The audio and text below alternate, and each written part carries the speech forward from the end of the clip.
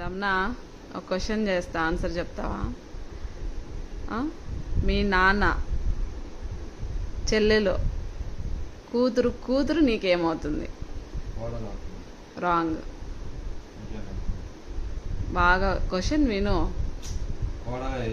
కాదు, రాంగ్. మీ నాన్న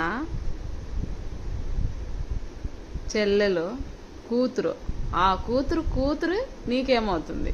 అది క్వశ్చన్. రాంగ్. ఆలోచించి చెప్పు. ఫ్రెండ్స్, మీకు తెలిస్తే కామెంట్లో చెప్పండి.